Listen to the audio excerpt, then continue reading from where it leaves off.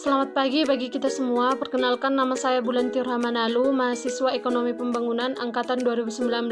Di sini saya akan mencoba untuk menjawab tujuan dan kriteria analisis proyek.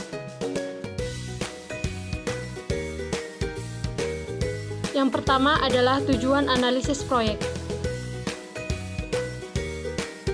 Terdapat 4 tujuan analisis proyek. Yang pertama, mengetahui tingkat keuntungan yang dapat dicapai melalui investasi dalam satu proyek. Yang kedua, memilih alternatif proyek yang paling menguntungkan dan menentukan prioritas investasi. Yang ketiga, mengadakan penilaian terhadap peluang investasi yang ada sehingga kita dapat memilih alternatif proyek yang paling menguntungkan. Dan yang keempat yaitu untuk menghindari pemborosan sumber daya. Yang kedua, kriteria analisis proyek. Umumnya suatu proyek memiliki umur ekonomis tahunan kurang dari atau di atas 5 tahun, bahkan dapat mencapai puluhan tahun. Bagi proyek-proyek yang memiliki umur ekonomis kurang dari 5 tahun atau maksimal dari 5 tahun, kiranya agak mudah untuk melakukan perkiraan-perkiraan perhitungan sebagaimana halnya dengan Repelita di Indonesia.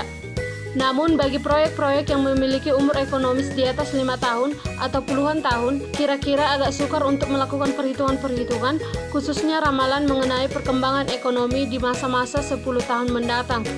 Dengan adanya masalah ini, maka untuk perhitungan analisis perkiraan atau forecasting terhadap suatu rencana investasi proyek, terdapat 2 ukuran kriteria investasi proyek.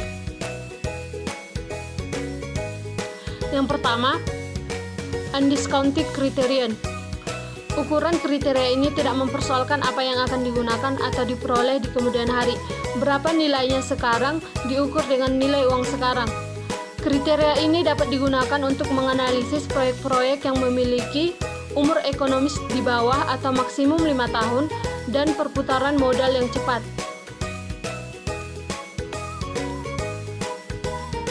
Membandingkan antara keuntungan yang diharapkan atau marginal efficiency of capital dengan tingkat bunga yang berlaku. Hasil analisa atau perhitungannya terdapat 3 kemungkinan, yaitu yang pertama, bila MEC lebih besar daripada tingkat bunga, maka rencana investasi dapat diteruskan. Yang kedua, bila MEC lebih kecil daripada tingkat bunga, maka rencana investasi ditolak.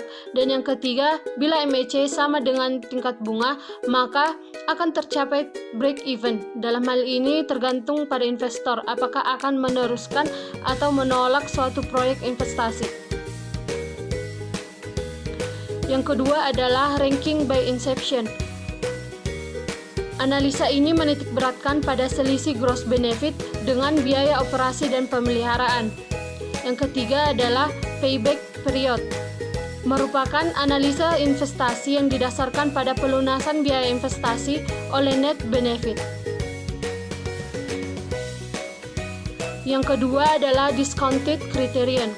Ukuran kriteria ini mempersoalkan apa yang akan diperoleh di kemudian hari. Berapa nilainya sekarang, dengan perkataan lain, semua aliran biaya dan manfaat selama umur ekonomis proyek dapat diukur dengan nilai uang sekarang. Dengan artian kita dapat mendiskon nilai di kemudian hari dengan suatu diskon factor. Misalnya dengan ukuran tingkat bunga yang berlaku saat ini sebagai diskon factor. Hasil daripada perhitungan ini memiliki 3 kemungkinan, yaitu yang pertama, bila B per C lebih besar daripada tingkat bunga, maka rencana investasi akan dilaksanakan. Yang kedua adalah bila B per C lebih kecil daripada tingkat bunga, maka rencana investasi disarankan untuk ditolak. Yang ketiga, bila B per C sama dengan tingkat bunga, maka akan tercapai break even. Dalam hal ini tergantung pada investor apakah akan meneruskan atau menolak suatu proyek investasi. Kriteria investasi. Kriteria investasi merupakan alat ukur yang menentukan apakah suatu proyek layak untuk dilaksanakan atau tidak layak untuk dilaksanakan. Terdapat 4 kriteria investasi. Yang pertama, gross BC ratio, merupakan hasil dari pembagian jumlah present value gross benefit dengan jumlah present value gross cost. Terdapat 3 kemungkinan dari perhitungan ini, yaitu yang pertama, bila gross BC ratio lebih besar daripada 1, maka rencana proyek dapat dilaksanakan. Yang kedua, bila gross BC ratio lebih kecil daripada 1, maka rencana proyek tidak dapat dilaksanakan. Dan yang ketiga, bila gross BC ratio sama dengan 1, maka akan tercapai break even. Yang kedua, net benefit cost ratio atau net BC merupakan hasil pembagian dari jumlah net BC bernilai positif dengan net BC bernilai negatif. Terdapat 3 kemungkinan dari hasil perhitungan ini. Yang pertama, bila net benefit cost ratio lebih besar daripada 1, maka rencana proyek dapat dilaksanakan. Yang kedua, bila net BC lebih kecil daripada 1, maka rencana proyek tidak dapat dilaksanakan.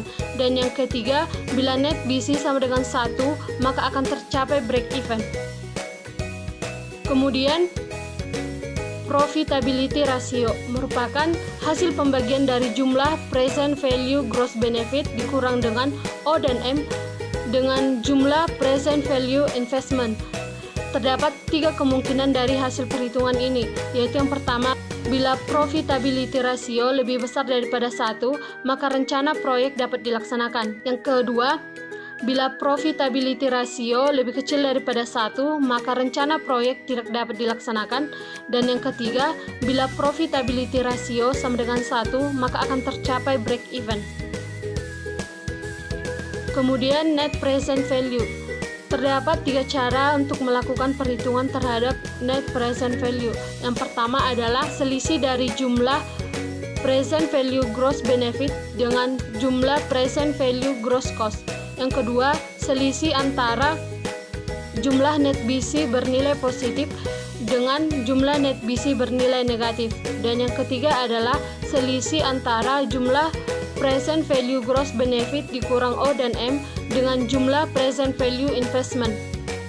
Terdapat 3 kemungkinan dari perhitungan ini, yaitu yang pertama, jika net present value lebih besar daripada 0, maka rencana proyek dapat dilaksanakan.